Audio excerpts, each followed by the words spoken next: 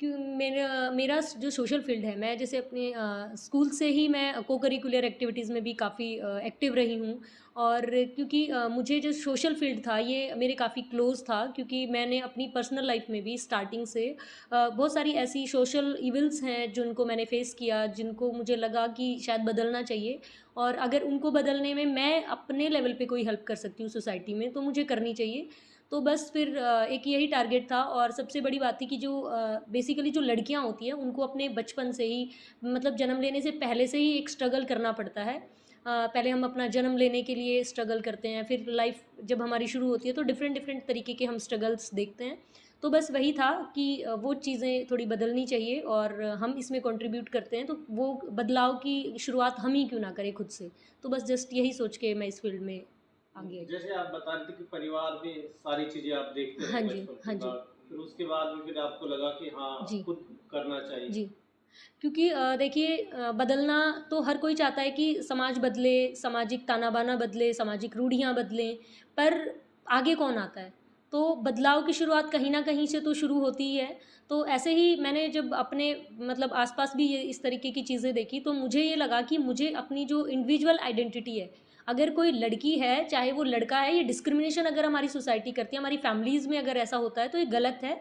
हर एक इंसान की अपनी इंडिविजुअल आइडेंटिटी है। भगवान ने हमें धरती पे भेजा है अपनी एक पहचान के साथ, तो हमें वो समाज में प्रूव करने की ज़रूरत है और समाज को एक्सेप्ट करना पड़ेगा आज नहीं तो कल कि हमारी एक आइडेंटिटी है और हम उसके साथ पैदा हुए हैं और सबको एक ही नज़र से देखा जाना चाहिए। तो इसी को लेके मैंने ये शुरुआत की थी। जैसे 2013 की बात बता रहे हैं, तो जी। क्या था शुरुआत में क्या रहा? जैसे आप कॉलेज में आपने हाँ जी, बचपन मैं कॉलेज में जैसे अपने को-करिकुलर एक्टिविटीज़ से कनेक्टेड रही हूँ और जब मैंने ग्रेजुएट में पास आउट हुई, तो उससे पहले मैं डिफरेंट डिफरेंट ऑर्गेनाइज़ेशंस के साथ इस तरह के सोशल कॉज़ क का करती रही हूँ, सपोर्ट करती रही हूँ। बट जब मैंने 2013 में ग्रेजुएशन मेरा कंप्लीट हो गया था, तो मैंने इंडिपेंडेंट के तौर पे अपना सोशल वर्क स्टार्ट किया।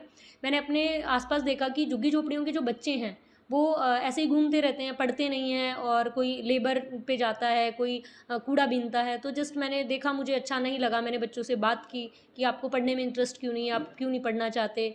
और अगर मैं आप लोगों को पढ़ाऊँ तो क्या आप पढ़ोगे? तो उन्होंने बोला कि हमारे पास फ़ीस के पैसे नहीं हैं या हमारे प पेरेंट्स अफ़ोर्ड नहीं कर पाते। तो मैंने उनको कहा कि मैं आपको कॉपी पेन दूँगी और अपने पास पढ़ाऊँगी तो आप मेरे पास आ सकते हो। उनकी फैमिलीज़ को कन्विंस किया, वो बच्चे मेरे पास आना स्टार्ट हुए, मैंने उनको घर पे इवनिंग क्लासेस देना शुरू किया। फिर 1 साल, डेढ़ साल उनको पढ़ाने के बाद अपने घर पे मैंने उनको गवर्नमेंट स्कूल में एनरोल कराने के लिए एक मुहिम चलाई और उसमें हमें डॉक्यूमेंटेशन का प्रॉब्लम आया, आधार कार्ड का प्रॉब्लम आया, तो हमने अपने जो उस टाइम डीसी थे यश गर्ग जी, उनसे बात की। उन्होंने हमें सपोर्ट किया, एक आधार कार्ड वाला प्रोवाइड कराया। हमने पहले सबके आधार कार्ड बनवाए, उसके बाद सबको गवर्नमेंट स्कूल में एनरोल कराया। उसके बाद फिर लगातार वो चीज़ हमारी चलती रही।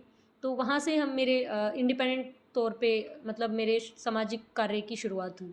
एक टाइम कई बार अब चर्चाओं में अलग-अलग समय पे रहे हैं, जैसे कोई टॉयलेट का मुद्दा उठा था, जी। तो केंद्र सरकार की तरफ से भी उसमें कार्रवाई की गई थी। तो जी। क्या था मुद्दा? कैसे आपको लगा था वो? अ, देखिए मेरा कोई भी ऐसा मतलब मेरा शुरू से एक बहुत क्लियर एजेंडा रहा है कि अगर मैं सोशल एक्टिविस्ट हूँ, सोशल एक्टिविस्ट का मतलब होता है कि सोशल एक्टिविस्ट। इसका मतलब ये नहीं होता कि आप किसी भी फ़ील्ड को ये कह के नकार दें कि मैं इस फ़ील्ड में या इस मुद्दे पे काम नहीं करता। अगर मैं सोशल एक्टिविस्ट हूँ, एक्टिविस्ट हर एक चीज़ को सुधारने के लिए हर एक फ़ील्ड में काम करता है। तो मेरा ये था कि कभी भी मुझे ऐसी कोई प्रॉब्लम दिखेगी तो मैं उस पे काम करूँगी।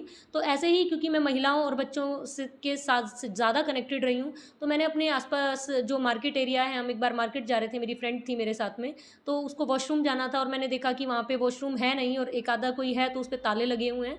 तो मुझे लगा कि क्यों नहीं जब गवर्नमेंट बेटी बचाओ, बेटी पढ़ाओ और इतने सारे अभियान चलाती है, तो महिलाओं के लिए इस तरह की जो बेसिक सुविधाएँ हैं, वो होनी चाहिए। और मैंने ये अपने लोकल एडमिनिस्ट्रेशन को, स्टेट गवर्नमेंट को लिखा बट उस पे जब कोई कार्रवाई नहीं हो पाई, तो मैं अपने जो पीएमओ के वाटर एंड सैनिटेशन के जो चीफ सेक्रेटरी होते थे परमेश्वर अय्यर जी, दिल्ली में मैं उनसे मिली एक वर्कशॉप के दौरान और मैंने उनको संज्ञान में ये मैटर डाला और उनके इंटरफेरेंस के बाद रेवाड़ी में काफ़ी जगह पर इस तरह से टॉयलेट की शुरुआत हुई और काफ़ी अब आप देख रहे हैं आस-पास पार्कों में, पब्लिक एरिया में काफ़ी टॉयलेट्स बन गए हैं। बेटी बचाओ बेटी पढ़ाओ अभियान की भी आप ब्रांड एम्बेसडर रही हैं। जी मुझे डिपार्टमेंट की तरफ से मौका मिला था कि 1 साल मैं इसकी ब्रांड एम्बेसडर रही और डिफरेंट डिफरेंट इश्यूज़ को लेके, चाहे पोषण माह को लेके है, चाहे बेटी बचाओ बेटी पढ़ाओ को लेके है, चाहे फीमेल फीटिसाइड को लेके है। हम लोगों ने ऐसे कैंपेन किए और काफ़ी जगह पे मैं इसमें रिसोर्स पर्सन के तौर पे भी रही, काफ़ी जगह पे मैंने वॉलंटियरली भी वर्क किया।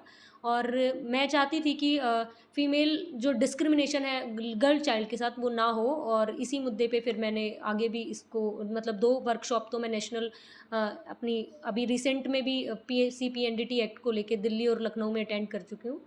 तो इसी पे मैं फिर काम कर रही जिला हूँ। प्रशासन की बात हो या फिर जो लीगल अथॉरिटी, दोनों के साथ मिलके काम किया आपने? जी हाँ, जी जिला प्रशासन के साथ तो मैं नुक्कड़ नाटक हो, चाहे अपना अब जनरल अवेयरनेस प्रोग्राम हो, चाहे कोविड के दौरान काम करना हो, वो मैंने किया। बट इसके साथ मेरा एक स्पेसिफिकेशन ये भी रहा है कि डीएलएसए के साथ मुझे काम करने का बहुत मौका मिला।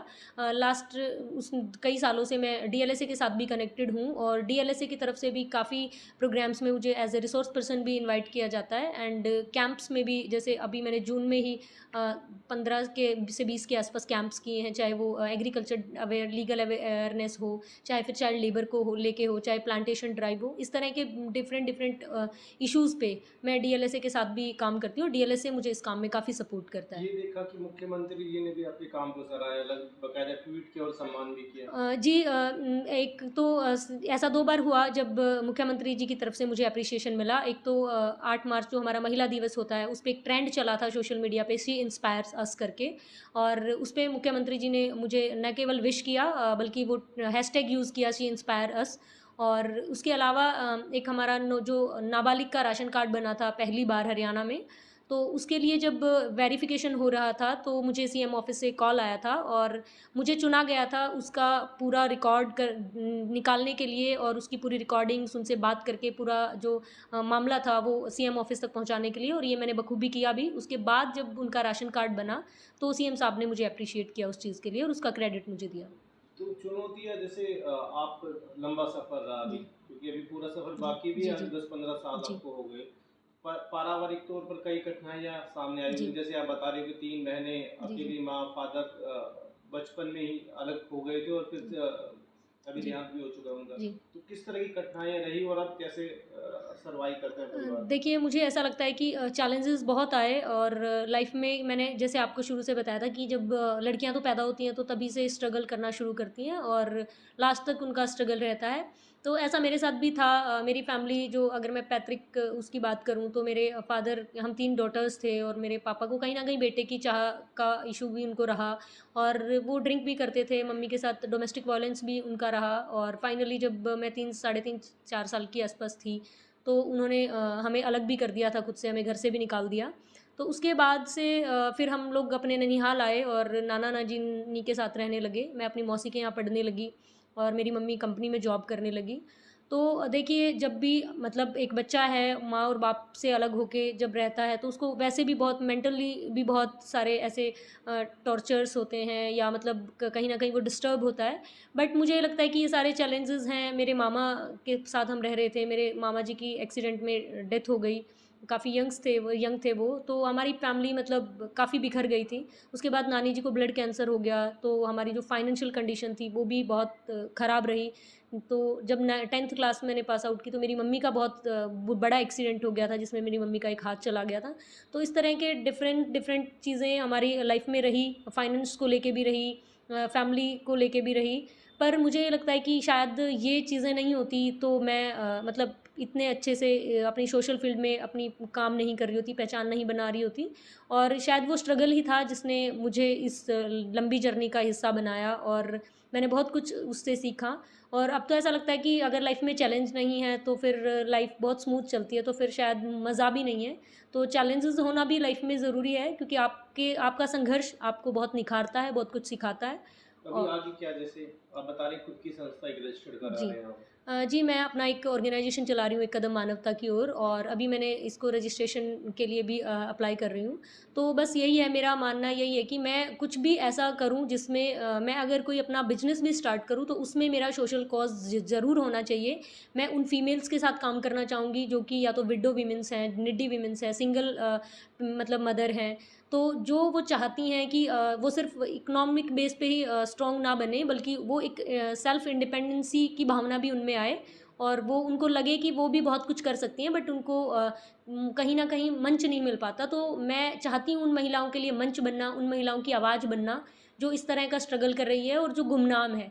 क्योंकि मेरे जैसे 1-2 लोग हैं जिन्होंने बहुत ज़्यादा स्ट्रगल कर लिया, काम कर लिया, उनकी कहानियाँ शायद छप जाती हैं। बहुत सारी ऐसी हैं जो आज भी गुमनाम अंधेरे में इस तरह के स्ट्रगल कर रही हैं। 2, 4, 5 जो गीता बबीता फोगाट जैसे हम लोगों जैसे निकल जाते हैं, उन्हीं के एग्ज़ाम्पल जो हैं वो सोसाइटी में फ़िक्स हो जाते हैं। तो हमें उन पे काम करना है, जो उस लेवल तक पहुँच सकती थी, जो काबिलियत रखती थी, पर नहीं पहुँच पाई उनके सर्कमस्टांसेस की वजह से। तो हमें ऐसी बहुत सारी लड़कियाँ, बहुत सारी महिलाएँ आगे लेकर आनी हैं, जो इस तरह की काम कर सकती हैं और कहीं न कहीं वो कर भी